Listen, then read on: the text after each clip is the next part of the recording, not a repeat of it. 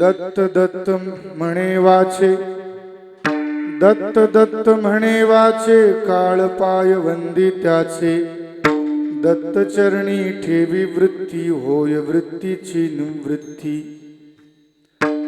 दत्त रूप पाहे डोळा,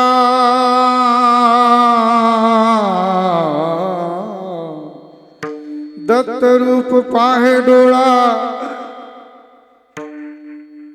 वंद्य होय कळी काळा, दत्त चरणी ठेवी वृत्ती, होय वृत्तीची निवृत्ती। एका जनार्दनी दत्त, एका जनार्दनी दत्त, हृदयी वसे सदोदित। एका जनार्दनी दत्त, हृदयी वसे सदोदित। दत्त चरणी ठेवी वृत्ती, होय वृत्तीची निवृत्ती। पांडुरंगा करू प्रथम, पांडुरंगा करू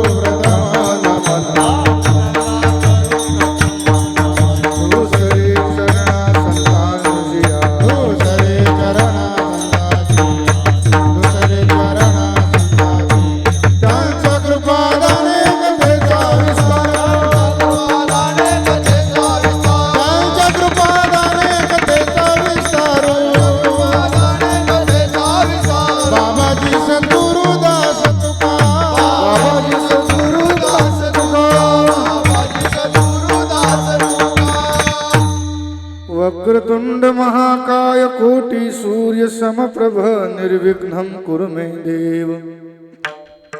सर्वकार्येषु सर्वदा योऽन्तः प्रविश्य मम वाचमिमां प्रसुप्तां सञ्जीवयत्यखिलशक्ति धरस्वधाम्ना। अन्यांश्च हस्तचरणश्रवणत्वगादीन् प्राणान्नमो भगवते पुरुषाय तुभ्यम्। इको दे थोड़ा आवाज। न जानामि योगं जपं नैव पूजां, नतोऽहं सदा सर्वदा शम्भुतुभ्यम्। जराजन्म दुःखौघ तातप्यमानं, प्रभो पाहि यापन नमामीश शंभो। नमो सद्गुरु तुकया ज्ञानदीपा, नमो सद्गुरु सच्चिदानंद रूपा, नमो सद्गुरु भक्त कल्याण मूर्ति, नमो सद्गुरु भास्करा पूर्ण कीर्ति। रणे कृष्ण बीभत्सु संवाद भूतो, ऋगीतार्थ बोधाय ज्ञानेश्वरी वै। कृति निर्मिता येन च प्राकृतोक्त्या, समाधिस्थ मूर्तिं भजे ज्ञानदेवम्। विभुं वेणुनादं चरन्तं दुरन्तं, स्वलीलया गोपवेशं दधानं। गवां वृन्दकानन्दनं चारुहासं, परब्रह्मलिङ्गं भजे पाण्डुरङ्गम्। जय जय राधारमण, जय जय नवल किशोर, जय गोपी चित चोर प्रभुजी, जय जय माखन चोर। श्री सीतानाथ समारंभा, श्री रामानंदार्य मध्यमाम्, अस्मदाम् आचार्य पर्यन्तां, वंदे श्री गुरु परंपरा।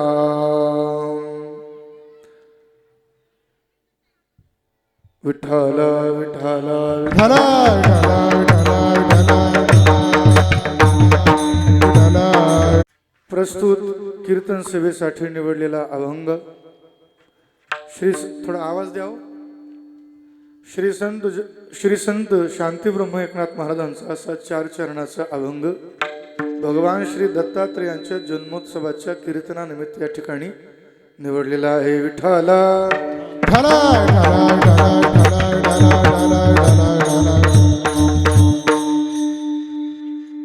या अभंगातून शांती ब्रह्म एकनाथ महाराजांनी भगवान श्री दत्तात्रेयांच्या नामाचा रूपाचा महिमा सांगितलेला आहे.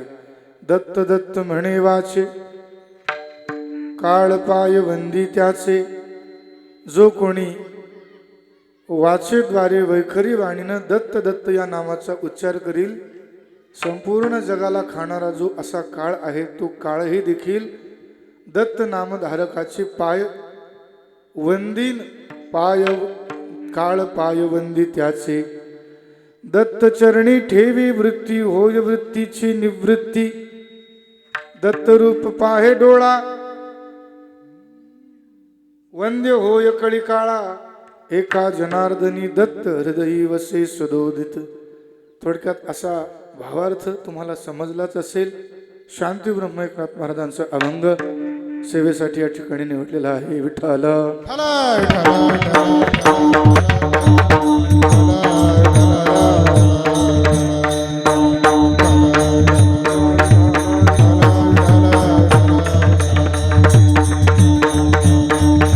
कीर्तनाच्या सुरुवातीला परिहार देणं गरजेचं आहे. भगवान श्री दत्तात्रेयांचा हा जन्मोत्सव ज्या ठिकाणी साजरा होत आहे, दत्तनगर गलांडवाडी नंबर 1 तालुका इंदापूर, जिल्हा पुणे. सगळी जमलेली दत्त भक्त मंडळी, मनामध्ये असा विचार आला की एवढं सुंदर मंदिर आहे दत्तात्रेयांचं, वातावरणही देखील किती सुंदर आहे बघा. सगळा बागायती परिसर, केळीच्या ऊसाच्या बागा, केळीच्या बागा, ऊसाचे मळे आहे की नाही. ऐकणारेही देखील श्रोते, त्यामध्ये आमच्या माता भगिनी असतील, पुरुष मंडळी असतील, अतिशय श्रोते उत्सुक आहेत. तर अशा प्रसंगाला अभंग कोणता निवडावा, तर हा निवडावा असा डोक्यामध्ये विचार आला. दत्त दत्त म्हणे वाचे, काळ पाय वंदी त्याचे, आहे की नाही. तर आज भगवान श्री दत्तात्रेयांचा जन्मोत्सव आहे. मला फोन आला होता, आमचे एक मित्र आहेत, त्या मित्रांकडे बी फोन आला होता, आमची शिंगोटे माऊली. तर यांनी फोन केला होता, हे म्हणाले एक दत्तात्रेयांच्या जन्मोत्सवाचं कीर्तन पाहिजे. आमचे परम मित्र अनंत महाराज यांच्या माध्यमातून या ठिकाणी गलांडवाडीमध्ये येण्याचा योग आला. आता भगवान श्री दत्तात्रेय जशी बुद्धी देतील त्याप्रमाणे या अभंगावर बोलण्याचा प्रयत्न करू. सर्वांनी ध्यानात घ्या बरं, सर्वांनी ध्यानात घ्या.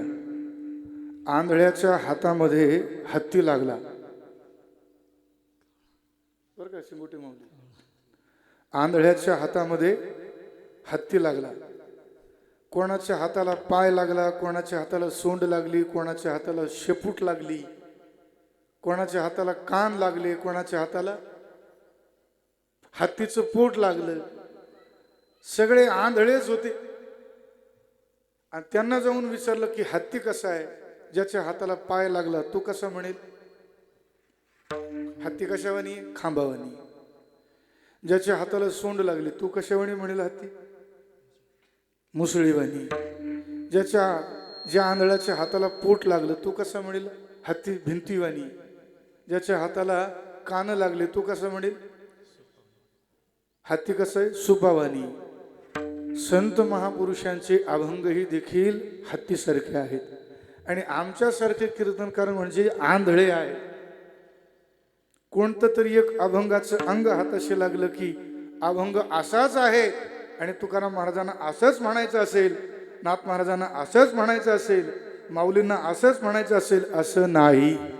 अभंग सागर आहे, याच्यामध्ये पोहणारे एवढे तरबेज आहेत. हिरे माणिक मोती वेगवेगळ्या प्रकारचे रत्न काढतात. समुद्राचा जसा थाव नाही, अभंग सागराचा सुद्धा तसा थाव नाही. विठ्ठला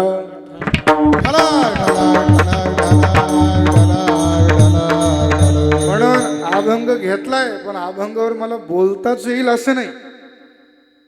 संतांचे अभंग सागरापेक्षा सखोल असतात. म्हणून संत भगवंत दत्तात्रेय ज्याप्रमाणे बुद्धी देईल त्याप्रमाणे मी अभंगावर बोलण्याचा प्रयत्न करेल. बघा, तुम्ही वर्म एक ध्यानात घेतलं का?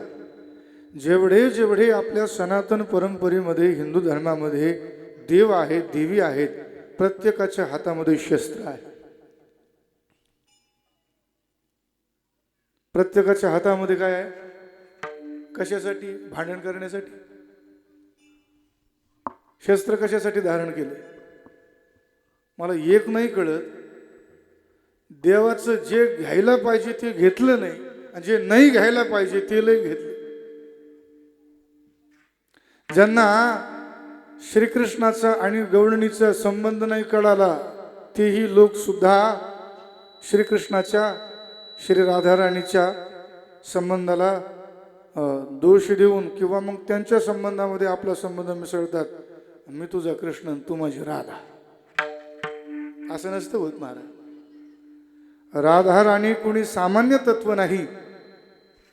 गोलोकामध्ये भगवान श्रीकृष्णाच्या हृदयातील जे सार प्रेम तत्व आहे ते सार प्रेम तत्व म्हणजे श्री राधा राणी आहे. कळालं का? कोणी हाडा माणसांची बाई नाही. तू माझी राधा आणि मी तुझा कृष्ण. उपमा देतानाही लोक म्हणतात, बघा तो राधा कृष्णासारखे कसे गळ्यात हात घालून फिरायला लागले. असं नसते महाराज.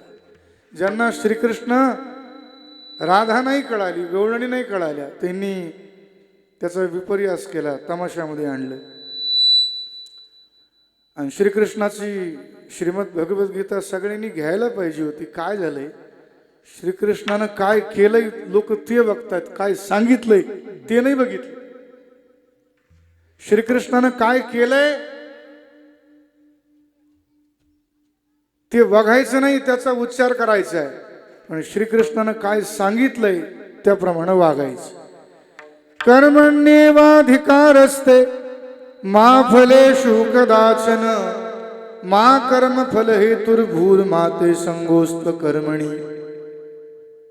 तू मन मी हेच करी माझी भजनी प्रेम धरी सर्वत्र नमस्कारी मज एका ते. भगवान श्रीकृष्णानं गीतेमध्ये काय सांगितलंय ते करायचे. देवानं काय केलंय ते करायचं नाही. आणि रामप्रभूंनी काय सांगितलंय तेही करायचंय आणि काय केलंय तेही करायचं.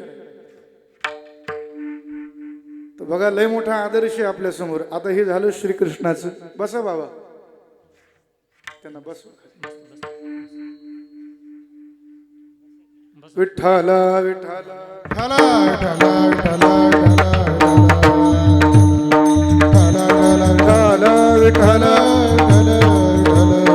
पुरुष मंडळ पुंडलिक वरदा.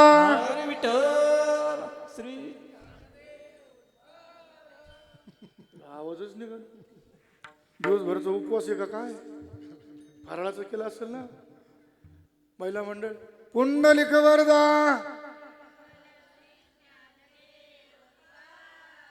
बघा बघा बघा, मी नेहमी म्हणत असतो पुरुष मंडळी राग येऊ देऊ नका. माता भगिनीचा आवाज म्हणजे सरळ चाललेली मुंग्याची रांग. मुंग्याची रांग शिस्तीत चालते की नाही. आणि पुरुष मंडळींचा आवाज म्हणजे नुसती मुंगळ्याची रांग. मुंगळे बघितले ना, मुंगळ्याची रांगच नसते महाराज. कुठेही बघा माता भगिनींचा सहभाग कथा कीर्तनामध्ये, कोणत्याही धार्मिक आयोजनामध्ये, भांडणात सुद्धा. बरे भांडणात नाही म्हणा, म्हणजे असं नव्हतं म्हणायचं मला. सगळ्यात पुढे असो. एकदा पुनश्च सर्वांनी जय जयकार करा. पुंडलिक वरदा.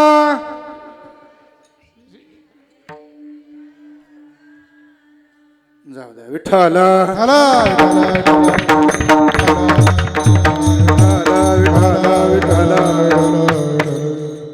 हे झालं श्रीकृष्णाचं गवळणींचं. ज्यांना देवी नाही कळाली, हा देवीचं तर लय अवघड झालंय महाराज. आजकाल कोणाच्याही अंगात देवी यायला लागली. जे रोज अंडे मटण खाते त्यांच्या अंगात देवी यायला लागली. पण आमच्या संतांनी देवीचं वर्णन कसं केलेलं आहे.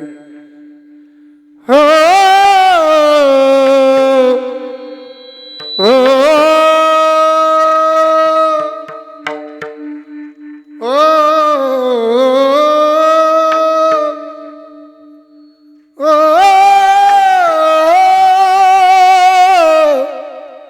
डोळा घालून अंजन मगमज घेऊन गेले रावळी वो विटेवरी जगदंबा एकाएकी देखिली नयनी वो मनोभाव वर्दळ वृत्ती देहाची खुंटली वो एका जनार्दनी भले द्वैत हरपले ऐक्य संचले जन्म मरणाचा पट फाटला फुलवारा बांधिला तुझ्या फुलवारा बांधिला फुलवारा बांधिला तुझ्या फुलवारा बांधिला ए फुलवारा बांधिला तुझ्या फुलवारा बांधिला फुलवारा बांधिला तुझ्या फुलवारा बांधिला ओ जय जगदंबे पूर्ण जगदंबे जग उद्बोधे जय जगदंबे पूर्ण जगदंबे जग उद्बोधे तुला अर्पिला फुलवारा बांधिला ए फुलवारा बांधिला तुझ्या फुलवारा बांधिला फुलवारा बांधिला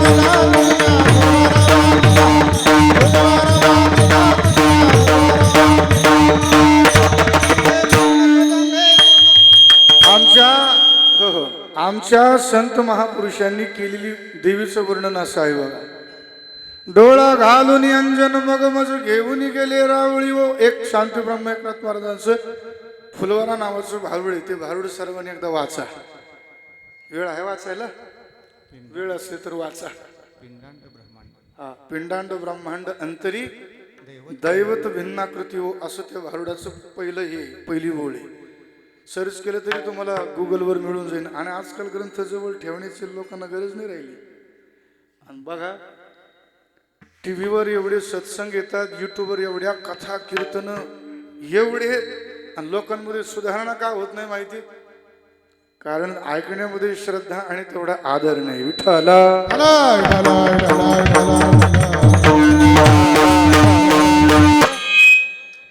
तर ते भारुड बघून घ्या. लय सुंदर भारुड आहे. नुसतं दिसतोय म्हशीवानी पण काय शक्ती नाही असं म्हणतात ना लोक. तर शक्तीमुळे जशी शक्तिमानाला किंमत आहे, या संपूर्ण सृष्टीचं सृजन शक्ती करत असते. भगवान कशाद्वारे करतो? शक्तीद्वारे करतात. देवाजवळ सुद्धा ही शक्ती तत्व जर नाही तर देव सुद्धा शक्तिमान नाही. माहिती? ज्याच्याजवळ शक्ती आहे तो शक्तिमान. शक्तिमान असं हे देवी तत्व आहे. आता बघा देवीचं असं केलं आणि असं दत्तात्रेयांचं झालं. जे जादूटोणा करणारे लोक आहेत ना, त्या जादूटोणा करणाऱ्या लोकांनी दत्तात्रेयांना काय केलं? फक्त जादूटोण्यापुरतं मर्यादित ठेवलं. सोपं आहे काय? तुम्ही जर आपले भारतीय धर्मग्रंथ, त्यामध्ये पुराण, श्रीमद भागवत, गुरुचरित्र, हे असे वेगवेगळे ग्रंथ जर वाचले तर त्यामध्ये भगवान श्री दत्तात्रेयांचा प्रभाव, त्यांची शक्ती, तेज, ओज सगळं कळेल आपल्याला. ते फक्त जादू टोण्यापुरते मर्यादित नाही, त्याच्याही पलीकडे आहेत. प्रत्यक्ष परब्रह्म भगवान आहेत, पण जादू टोणा करणाऱ्या लोकांनी फक्त तिथपर्यंत त्यांना मर्यादित ठेवलं.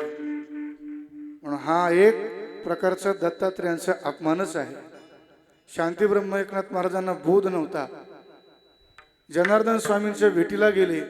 जनार्दन स्वामी त्यांना घेऊन सुलीभंजन पर्वतावर गेले. अवधूताच्या वेशामध्ये भगवान श्री दत्तात्रेय आले. सोबत जी कामधेनू गाय होती ती कुत्रीचं रूप धारण करून, आणि गेले. जनार्दन स्वामींनी विनंती केली, म्हणे बाबा आम्हाला काही प्रसाद द्या. अवधूत भिकाऱ्याच्या वेशातील दत्तात्रेयांनी कुत्रीचं दूध काढलं, त्याच्यात ती शिडे कुटकी मळली, त्याचा काला बनवला, स्वतः खाल्ला, जनार्दन स्वामींना दिला. जनार्दन स्वामी म्हणाले, नाथा खाय. बोध नव्हता. आणि जसा काला खाल्ला, किळसवाणी खाल्ला. वाचे म्हणे दत्त दत्त दत्त आवडी,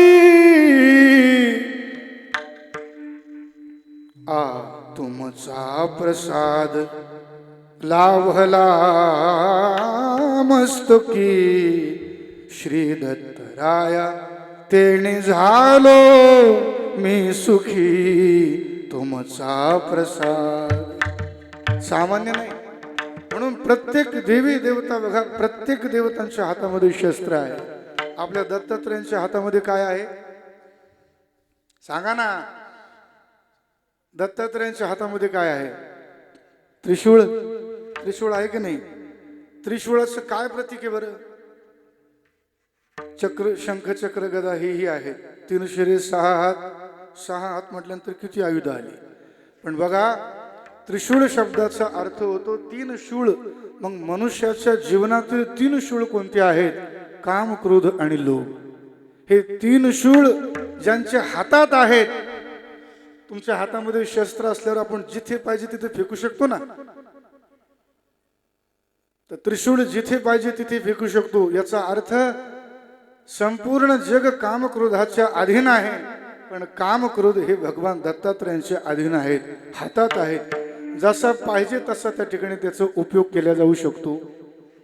प्रत्येक देवी देवतांच्या हातामध्ये शस्त्र आहे आणि प्रत्येक देवी देवता बघा त्यांचं एक वाहन ठरलेलं आहे. त्यांचं काय ठरलेलं आहे? श्रीकृष्णाचं वाहन काय? श्रीकृष्णाचं वाहन काय? कावळा. श्रीकृष्णाचं वाहन आहे गरुड. भगवान शंकराचं वाहन काय? काय? भगवान शंकराच्या आजूबाजूला कोण असते? आपण मंदिरामध्ये दर्शन करण्यासाठी गेलो तर बाहेर कोण आहे? नंदी. वैष्णव माता सिंहावर. बोलत चला की का देव कधी बघितले नाही काय? प्रत्येक देवी देवतांचं एक वाहन आहे. त्यांच्या इर्द गिर्द कोणता तरी एक प्राणी आहे. तसे भगवान दत्तात्रयांच्या पाठीमागे कोणी? गाय आहे की नाही? मग विचार करा, आपण दत्तात्रयांची पूजा उपासना करतो, पण जर वेदलक्षणा भारतीय गायीची जर सेवा करीत नाही तर दत्तात्रय आपल्यावर प्रसन्न कसे होतील? विठ्ठल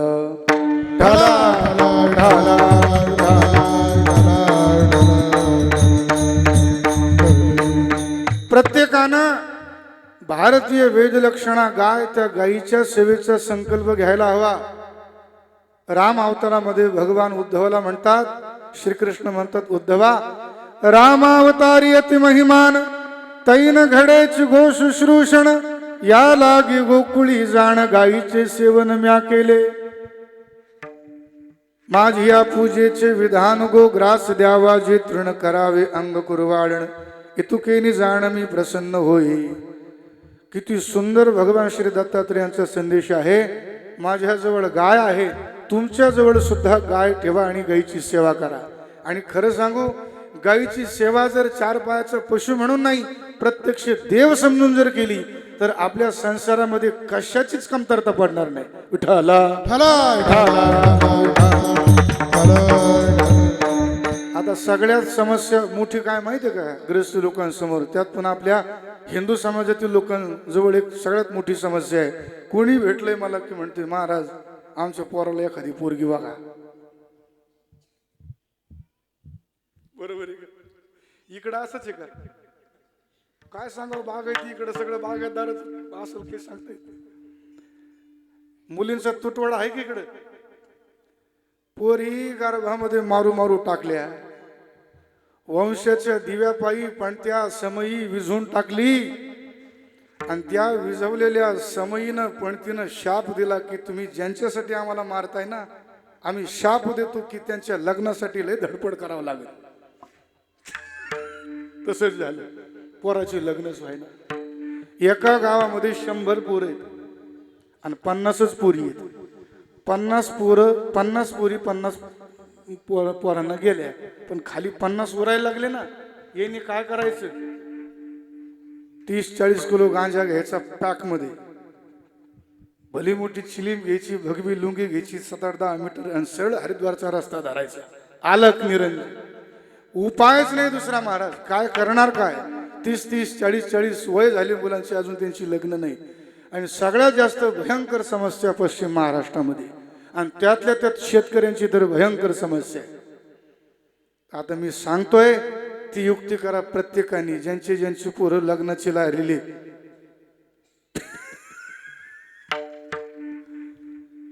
गाईच्या गोठ्यामध्ये, आता गाय जर जर्सी गाय जर असेल ना तर मी याचं काही सांगू शकत नाही बरं. जर्सी गाईची जर पूजा केली, जर्सी गाईच्या गोठ्यामध्ये हा जर प्रयोग केला तर जे लग्न 1 वर्षानं जुळणार आहे तेही 10 वर्षावर लांबन, काही सांगताय आपण त्याची गॅरंटी देऊ शकत नाही. पण जी भारतीय वेदलक्षणा गाय आहे त्या गाईच्या दुधापासून बनवलेल्या तुपामध्ये गाईच्या गोठ्यामध्ये दिवा लावा. कुठपर्यंत लावायचं? पण ते येईपर्यंत, मुलाचं लग्न होईपर्यंत नाही, जन्मभर दिवा लावण्याचा संकल्प करा. आणि प्रत्येकानं हाही संकल्प करा की जास्तीत जास्त खाटकाकडे, कसायांकडे ज्या गायी कतलीसाठी चाललेल्या आहेत त्या गायी जास्तीत जास्त सोडवून त्यांची सेवा करण्याचा संकल्प करा. नाही तो करता आला तर प्रत्येक शेतकऱ्यानं, ज्याला 1 एकर शेत आहे, अशा 1 एकर शेत असणाऱ्या शेतकऱ्यानं एक जर गावरान गाय पाळण्याचा संकल्प केला तर बघा शेतकरी किती, गायी किती. पूर्ण देशामध्ये गायी फक्त आता 2 करोड गायी राहिल्या. तुम्ही म्हणता मग एवढं दूध येतंय कुठून? केमिकलचं दूध बनायला लागलं आणि आपण ते प्यायला लागलो. तुम्ही खेडेगावात राहणारे शेतकरी, तुम्हाला एवढा प्रसंग नाही, पण आळंदीत आम्ही बघतोय तर शुद्ध केमिकलचं दूध आहे. 2045 पर्यंत राजूभाई दीक्षित म्हणायची 2045 पर्यंत घराघरामध्ये डायबिटीज, BP आणि कॅन्सरचा घराघरामध्ये 1 पेशंट असेल. केवळ आपण गायीची उपेक्षा केली. नुसत्या देवी देवतांच्या आराधना पूजा करून काहीही नाही. आपल्या देवतांनी जो आदर्श आपल्या समोर ठेवलाय तो आदर्श जोपर्यंत आपण आपल्या जीवनामध्ये उतरीत नाही तोपर्यंत आपलं कल्याण होणार नाही. विठाला विठाला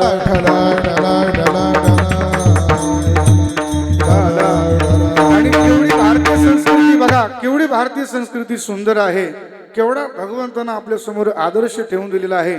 जरी भगवान दत्तात्रेयांच्या समोर जे 4 कुत्रे वेद स्वरूप असले, पण बघा कुत्र्यालाही देखील भगवंतानं मान मिळवून दिला. आपण म्हणतो ना, कुत्र्याला मारू नको, त्याच्यामध्ये खंडोबा आहे. कुत्र्याला मारू नको, ते दत्तात्रेयांचे सेवक आहे. अरे, ज्या वैदिक सनातन हिंदू धर्मामध्ये कुत्र्याचीही देखील उपेक्षा केली जात नाही, त्यालाही देव समजल्या जात आहे. अजून माझ्या हिंदू सनातन धर्मासारखा सुंदर धर्म अजून काय असायला पाहिजे?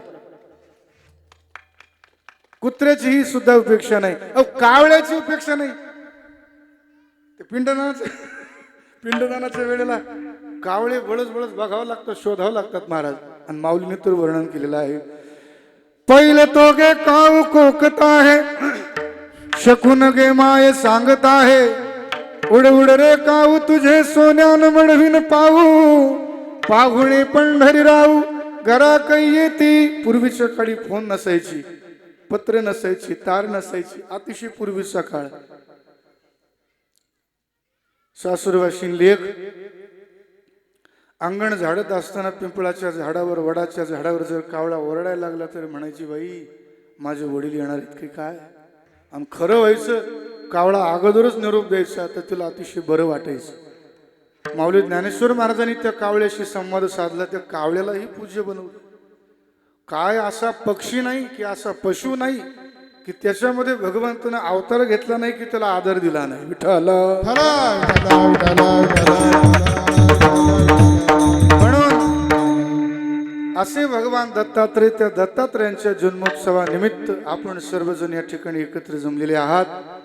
अभंग शांती ब्रह्म एकनाथ महाराजांचा आहे, दत्त दत्त म्हणे वाचे.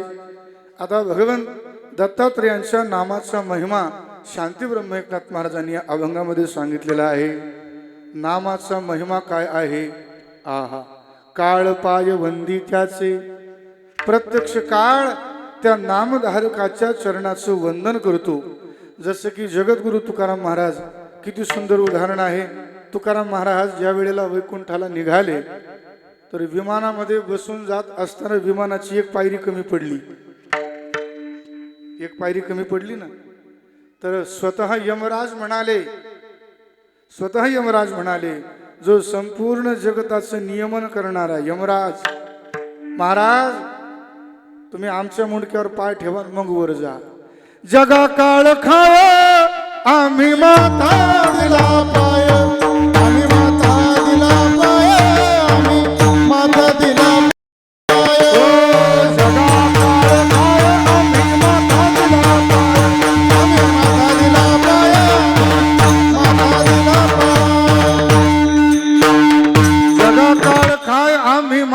असला पाय. आपल्याला हे काळाला जिंकायचं असेल तर दत्त दत्त या नामाचा आपण वैखरी वाणीनं सतत उच्चार करावा. आणि महाराज, माला जपून कर जपू जिव्हा रटून राम. वैखरी वाणीनं जप करता करता अशी एके दिवशी उच्च अवस्था येते. स्वामी रामेश्वर भट्टांचं उदाहरण प्रसिद्ध आहे.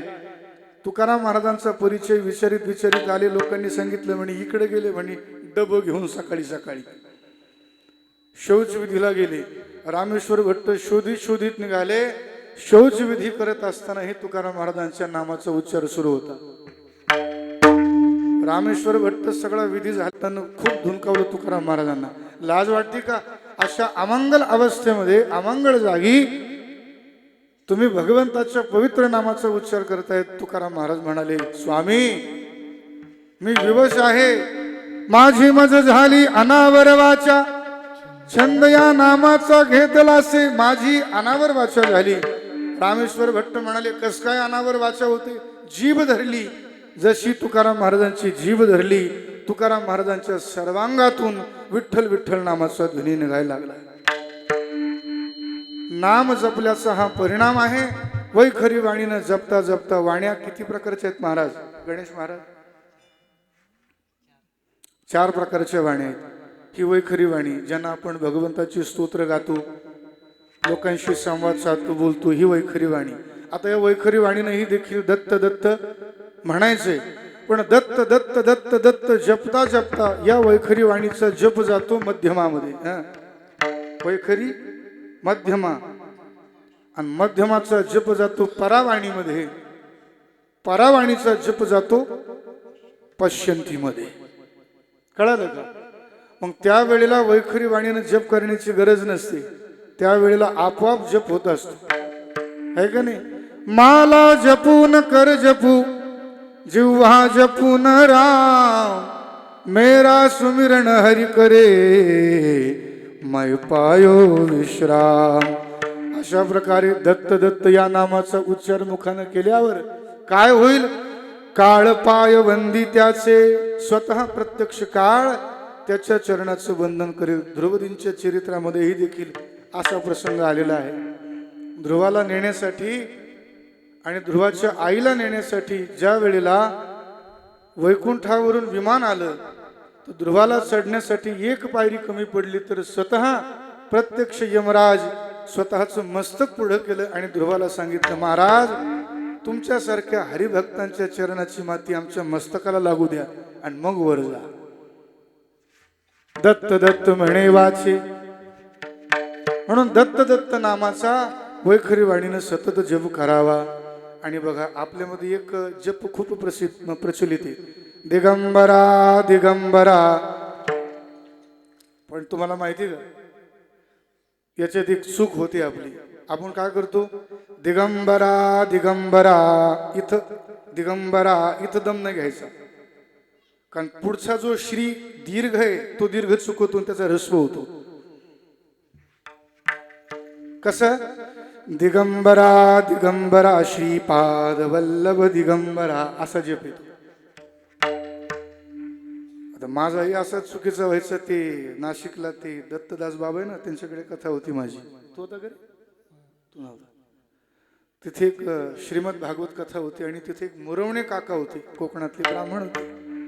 मी असाच जप करायचो, दिगंबरा दिगंबरा श्रीपाद वल्लभ दिगंबरा. ते म्हणे तसं नाही, दिगंबरा दिगंबरा श्रीपाद वल्लभ दिगंबरा. सर्वांना ध्यानात आलं ना? आता म्हणा माग, दिगंबरा दिगंबरा श्रीपाद वल्लभ दिगंबरा. श्री नाही, श्री श्री नाही बरं, श्री काय? श्री. दिगंबरा दिगंबरा श्रीपाद वल्लभ दिगंबरा. दिगंबरा दिगंबरा श्रीपाद वल्लभ दिगंबरा. दिगंबरा दिगंबरा श्रीपाद वल्लभ दिगंबरा. अजून एकदा ध्यानात घ्या बरं का, एक जरी अक्षर चुकलं भगवंताच्या ना, दिगंबर नाही बरं, दिगंबर नाही, ते पुंडलिक म्हणायच्या ऐवजी लोक कुंडलिक म्हणतात. दिगंबर नाही, दिगंबरा नाही, दिगंबरा. काय दिगंबरा, दिगंबरा, दिगंबरा श्रीपाद वल्लभ दिगंबरा. आणि असं नाही, तुम्हाला दत्त नामाविषयी प्रेम असेल, दिगंबरा, दिगंबरा श्रीपाद वल्लभ दिगंबरा या जपाविषयी प्रेम असेल, तुम्ही भगवंताचं कोणतंही नाम उच्चारा, नाम घ्या, त्याचा नक्की नाही 1001% फायदा आहे. गोपाल गुरु महाराजांचं उदाहरण आहे. हरिर हरति पापानां दुष्टचित्तैरपि स्मृतः अनिच्छयापि संस्पृष्टो दहत्येव हि पावकः. बाबा, अग्नीला प्रेमानं स्पर्श जर केला तर अग्नी काय देतो? गारवा देतो. आणि अग्नीला तिरस्कारानं स्पर्श केला तर अग्नी काय देतो? चटका देतो. होय. अग्नीला कोणत्याही भावनेनं स्पर्श करा, अग्नीचा एकच धर्म आहे. काय? चटका देणं. त्याला प्रेमानं सांभाळा, त्याला तिरस्कारानं लात मारा, हाना मारा हातानं. अग्नीचा एक धर्म आहे चटका देणं. त्याप्रमाणे भगवंताचं नाम तुम्ही कसंही उच्चारा, व्यवस्थित जर उच्चार येत असेल तर नाही बरं. जर एखाद्याचा आता वाणी एखाद्याची काही चलतच नाही, महाराज एवढे एवढे अवघड नामाचा उच्चार आमच्याकडून होत नाही, सोपं नाम जपा, तरीही चुकी होत असेल तर होऊ द्या. तरीही देखील भगवंताचं नाम जपण्याचा, वैखरी वाणीनं जपण्याचा फायदा आहे. काय फायदा? काळ पाय वंदी त्याचे. एक तुम्हाला घटना सांगतो म्हणजे तुमच्या ध्यानात येईल. विठ्ठला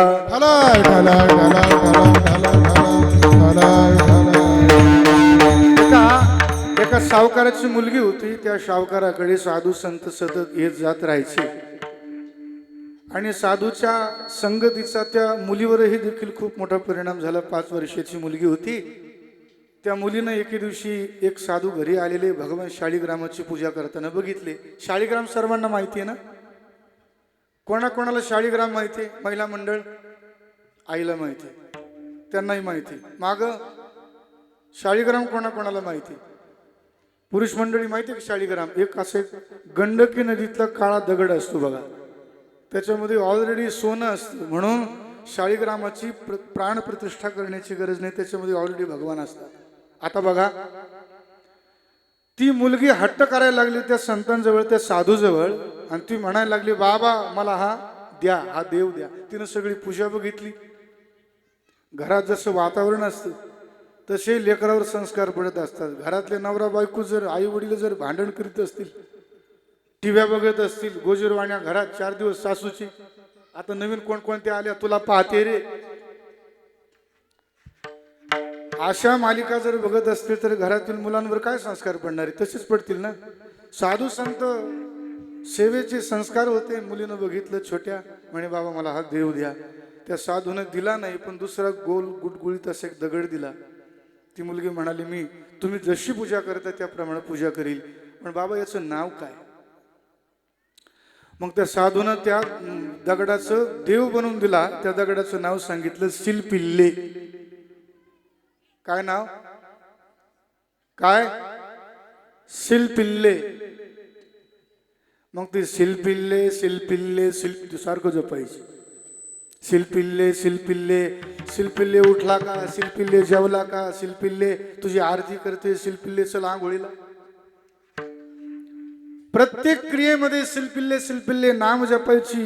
मोठी व्हायला लागली. लग्न झालं.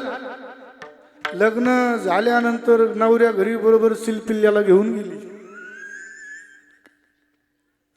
जशी घेऊन गेली, शिलपिल्ल्या समोर बसायची, डोळे झाकून जप करायची. शिलपिल्ले शिलपिल्ले शिलपिल्ले शिलपिल्ले शिलपिल्ले शिलपिल्ले शिलपिल्ले शिलपिल्ले. आता विचार करा, ज्या घरामध्ये परमार्थाचे संस्कार नाही त्याच्यात नवरा पुन्हा लई शायनिंग वाला भेटाव.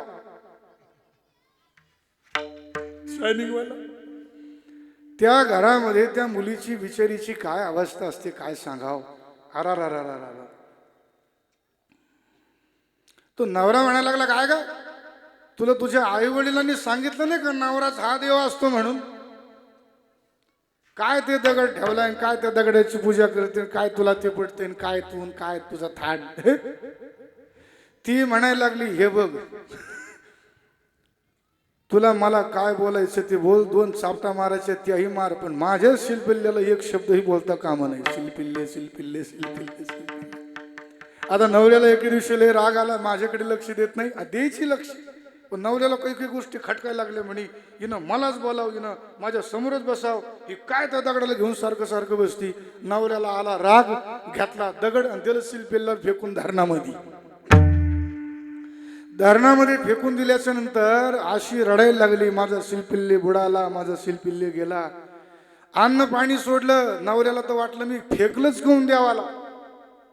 नसलेला उपद्व्याप डोक्याला खटखट झाली. म्हणे ही काय कराव, एवढा पश्चाताप व्हायला लागला. शेवटी त्यानं बायकोचे पाय धरले. ती म्हणाली, नाही माझा शिलपिल्ले मला आणून दे. सासू सासऱ्यांनी समजूत घातली, बाई दुसरा देव आणून देऊ. नाही, माझा देव तोच होता, मला तोच पाहिजे. आई वडील आले. 2 दिवस झाले अन्नाचं कण पाण्याचा थेंब नाही घेतला. आई वडिलांनी समजूत काढली, बाई तू शहाणी झाली, असं करता कामा नाही. दे सोडून हट्टा, हा दुसरा देव आणून देऊ. नाही, मला तोच पाहिजे. मग नवरा म्हटला, नवरा काय म्हटला, जर एवढं खरंच तुझं जर देवावर प्रेम होतं शिलपिल्ल्यावर, तर त्याला हाका मार. खरं तुझं प्रेम असेल तर तो धरणातून वर येईल.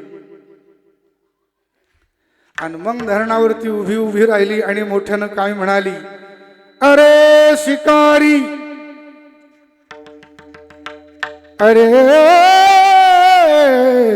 शिकारी, अरे शिकारी निर्दयी करिया अवध किशोर, क्यों तरसावत है जिया राम सखे चित चोर.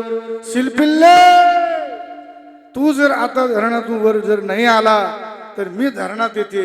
असं म्हटल्याबरोबर धरणात उडी मारायची तिनं तयारी करणं आणि तुळशी मंजरी सहित गुलाब पुष्पावर बसून शिलपिल्ले भगवान धरणातून वर येऊन तिच्या छातीशी लागणं संगत.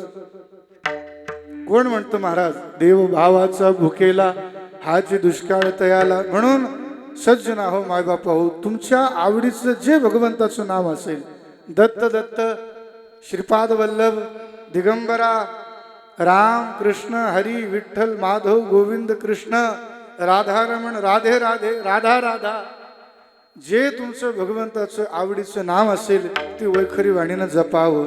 आणि जपण्यासाठी कसल्याही प्रकारचं बंधन नाही. कामामध्ये काम, काही म्हणा राम राम, काही म्हणा राम राम, काही म्हणा राम राम. हे कामामध्ये काम, काही म्हणा राम राम, काही म्हणा राम राम, काही म्हणा राम राम. म्हणे वाचे काळ पाय वंद त्याचे, विठोबा रखुमाई. हरी जय जय विठोबा रखुमाई. चला दत्तात्रयांच्या जन्मोत्सवाकडे. नारद सत्यलोकामध्ये गेले. सत्यलोकामध्ये ब्रह्मदेवाची धर्मपत्नी, ब्रह्मदेवाच्या धर्मपत्नीचं नाव काय, सावित्री.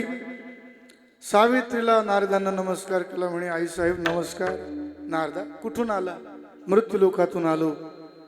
पण आई, अशी खबर घेऊन आलो की जी खबर ऐकल्यानंतर तुम्हाला खूप आश्चर्य वाटेल. म्हणे काय? मृत्यूलोक सध्या एक परम तेजस्वी स्त्रीच्या तेजानं झळकत आहे. म्हणे कस काय, कोण आहे ती, काय तेज, कशाचं तेज? म्हणे सती अनुसूया, आत्री ऋषींची धर्मपत्नी अनुसूया पातिव्रत्याच्या प्रभावाने संपूर्ण मृत्यूलोकाला ती पावन करत आहे, त्रैलोक्याला पावन करत आहे. सावित्रीला ईर्ष्या झाली. सावित्री म्हणे माझ्यापेक्षाही पतिव्रत आहे का? नारद म्हणले तुझे लक्ष्मीचे पार्वतीचे पुतळे बांधून तिनं पायामध्ये बांधलेत म्हणे. सावित्री म्हणे, नारदांनी फुंकर मारून दिली, काडी लावून दिली. म्हणे आता आग लागत राहते, चला. सावित्री गेली याच्यात वैकुंठ लोकात, सत्यलोक आपल्या याच्यात कैलास लोकामध्ये, वैकुंठ लोकामध्ये. लक्ष्मीला जमा केलं, पार्वतीला घेतलं. म्हणे बाई ऐकलं का, अनुसूयाच्या पातिव्रत्याच्या प्रभावाने आपलं तेज कमी होऊ लागलेलं आहे आणि तिचं तेज वाढत आहे. काहीतरी करा, पण तिचं सत्व हरण करा. कोण करील? सावित्री म्हणाली, मग आपले हे कधी काम येतील? आपले हे कोण? तिन्ही देवांना तयार केलं महाराज. ते तर म्हणत होते तुम्ही कोण नादी लागायली तिच्या? गपचूप सत्य लोकांमध्ये राहावं, खावं प्यावं चांगलं, कशाला तिला उगाच चिडवतं घेणं देणं? पातिव्रत्याचं तेज आहे, तप आहे. नाही म्हणे, जा आणि सत्व हरण करून या. शेवटी देवांचा नाईलाज झाला. स्त्री हट्टापुढे काही चालत नाही महाराज. तीनही देव साधूचा वेश घेऊन मंदाकिनीच्या खळखळ वाहणाऱ्या प्रवाहावर आत्री ऋषींची कुटिया होती आणि त्या ठिकाणी अनुसूया माता तुळशी मैयाला पाणी देत होती. आणि तेवढ्यात तीन देव साधूचा वेश धारण करून आले. अलक निरंजन भिक्षाम देही, जशी भिक्षेची आरोळी दिली अनुसूया मातेनं बघितलं. आणि जसं बघितलं, काय भिक्षा हवी आपणाला? आता लय आटपट्या गोष्टीत महाराज याच्यामध्ये लय आटी टाकल्या, काहीच्या काही म्हणायला लागली. सत्वहरण करायचं होतं. शेवटी म्हणाले, म्हणे हे बालिके, आम्हाला तू नग्न अवस्थेमध्ये भोजन जेवू घाल म्हणे. अनुसूया मातेनं डोळे झाकले. पातिव्रत्याच्या प्रभावानं बघितलं, म्हणे हे तीन देव साधूचं रूप धारण करून आले आणि यांना कोणी पाठवलं तेही बघितलं. म्हणे असं आहे का? आत्री ऋषींच्या चरणाचं जल आणलं, पतीच्या चरणाचं तीर्थ आणलं. बघा, ज्या स्त्रीला जर तिचा नवरा म्हणत असेल तीर्थयात्रेला जाऊ नको, ती जर म्हणत असेल मला जायचंच, तिला तीर्थयात्रेचं पुण्य मिळत नाही.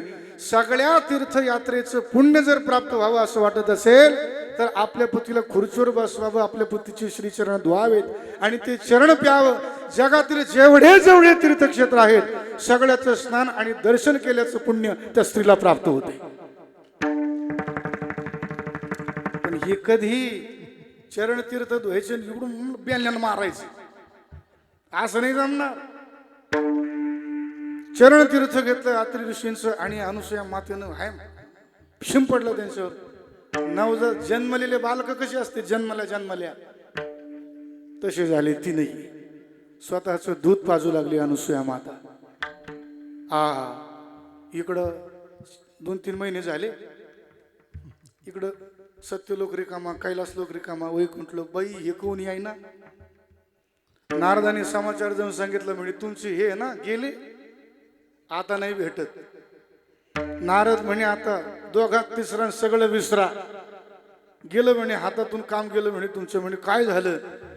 पातिव्रत्याच्या प्रभावाने अनुसूया मातेनं तीनही देवतांना स्वतःचं बालक बनवले. जा बघा.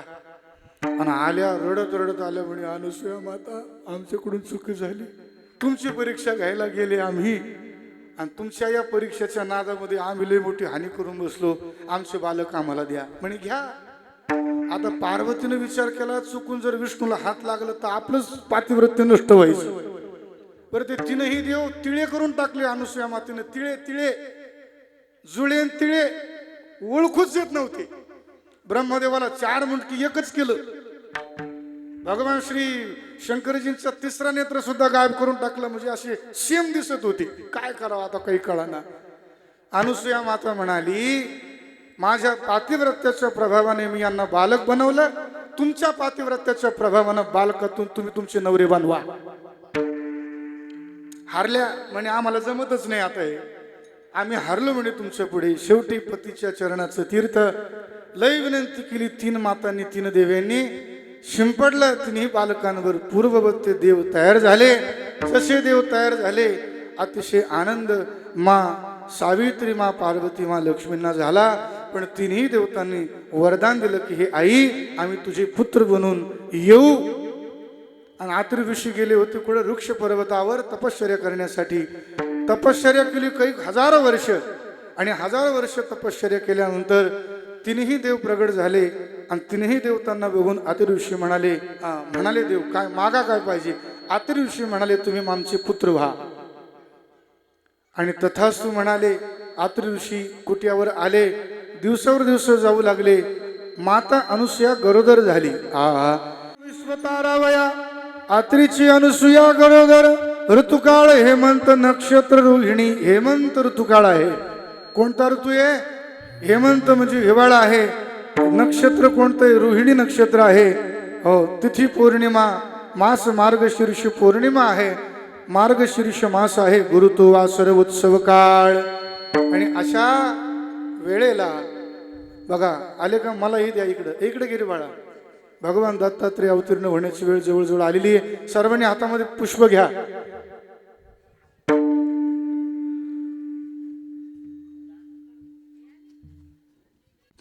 एका जनार्दनी पूर्ण अवतार, एका जनार्दनी पूर्ण अवतार, एका जनार्दनी पूर्ण अवतार, एका जनार्दनी पूर्ण अवतार.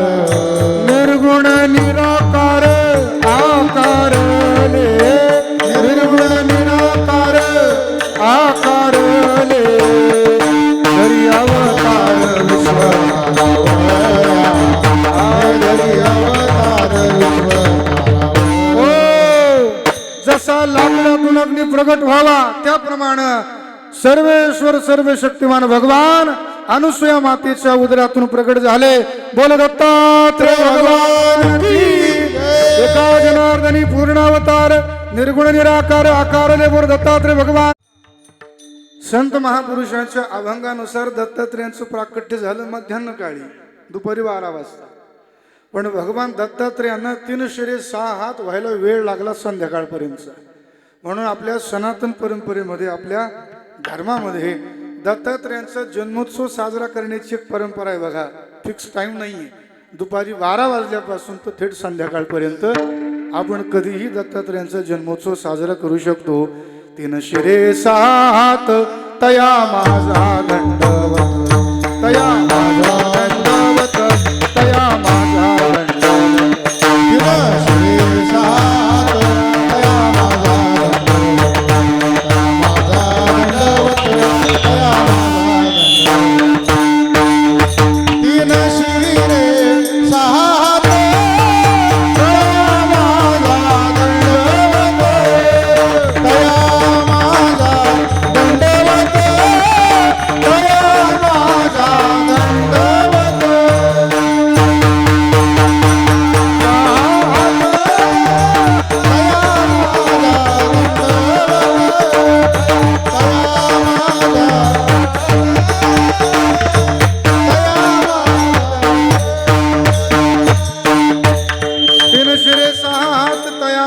दंडवत.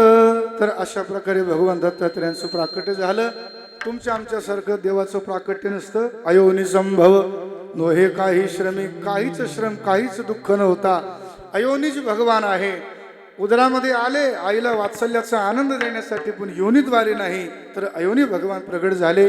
सगळ्या देवतांनी पुष्पवृष्टी केली आणि कित्येक दिवस हा उत्सव त्या ठिकाणी साजरा होत होता. भगवान विष्णू दत्तात्रय बनून आले, अनुसूया मातेचे पुत्र बनून आले, भगवान शंकर दुर्वास बनून आले आणि भगवान ब्रह्मदेव चंद्र बनून आले. अशा प्रकारे 3ही देवतांचं प्राकट्य झालं. आणि हे 3ही देव तदनंतर पुढे एक झाले, आहे की नाही. 3 शिरे 6 हात तया माझा दंडवत. या ठिकाणी भगवान श्री दत्तात्रेयांचा जन्मोत्सव साजरा करण्याचा प्रयत्न केला.